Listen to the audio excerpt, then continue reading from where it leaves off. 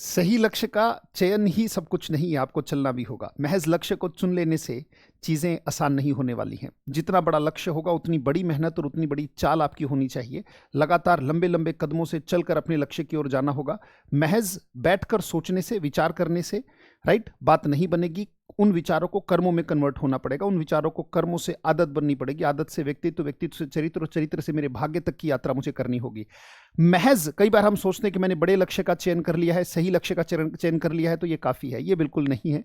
उस लक्ष्य के लिए जब आप मेहनत करते हो, कई बार लक्ष्य का चयन करके व्यक्ति बहुत रिलैक्स हो जाता है कि मैं बिल्कुल सही रास्ते पर हूँ। तो आज आपका गुरु, आपका भाई, आपका टीचर, आपका शिक्षक अजय, आज आपकी सीख जो है, भाई इंग्लिश तो हम सीख ही रहे हैं, कुछ अच्छे थॉट्स जिनके बारे में हम आम बोलचाल की भाषा में भी हम इनको इस्तेमाल कर सकते हैं। जो भी मैं सीख लेके आऊँगा ये वो शब्द होंगे कि बड़ी गजब तरीके से आप उसे जीवन में लागू होता पाएंगे और आप उसे आपस में शेयर कर सकते हैं।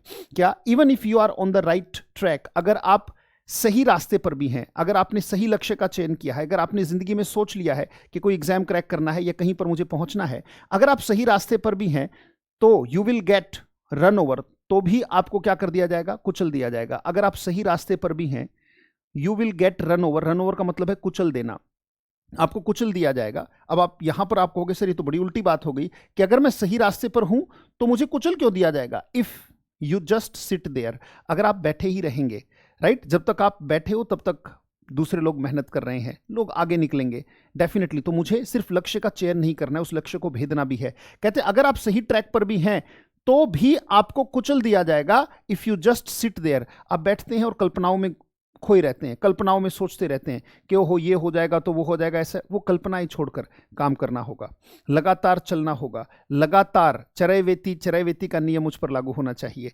आप हौसला हार कर बैठ नहीं सकते। You can't sit there. जहां पर आप आए हो अपने लक्ष्य की प्राप्ति के लिए, आप सिर्फ बैठ नहीं सकते, क्योंकि आप बहुत सारे लोगों की आशा है। आप अपने घर के परिवार के जितने भी सदस्य हैं उनकी आशा हैं आप वो दिया है जिससे उस घर में रोशनी पहुंचनी है। तो अपने दिए में लगातार अपने परिश्रम का, पुरुषार्थ का, मेहनत का लगातार वो तेल खत्म नहीं होना चाहिए। लगातार चलते रहना है, लगातार जलते रहना है। जैसे इंग्लिश में वो कहावत भी है कि बर्न द मिडनाइट ऑयल। अपने उस ऑयल को कभी खत्म नहीं होने देना है। और अगर कहीं पर मेरा लेश मात्र भी ऐसा होता है कि रुकने का मन होता है, तो याद रखिएगा बेटा, इस दुनिया की सबसे हसीन पंक्तियां हैं कि काम जारी है। इस दुनिया की सबसे हसीन पंक्तियां हैं कि काम जारी है, क्योंकि जो चीज़ ठहर जाती है वो खत्म हो जाती है। तो मुझे बढ़ना है और सड़ना नहीं है, तो मुझे लगातार काम करना होगा। इन्हीं को शब्दों को एक बार और रिवाइज करते हैं। Even if you are on the right track, अगर आप सही रास्ते पर भी हैं, you will get run over, आपको कुचल दिया जाएगा।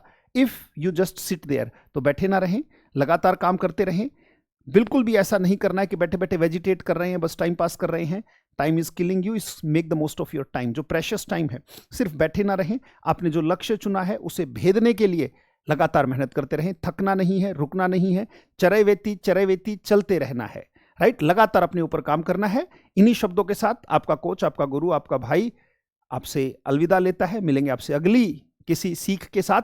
आज की सीख थी चलते रहना है, क्योंकि सही लक्ष्य का सिर्फ चयन काफी नहीं है, मुझे चलना भी होगा और उस लक्ष्य को भेदना होगा। इन्हीं शब्दों के साथ बहुत बहुत धन्यवाद। Thank you.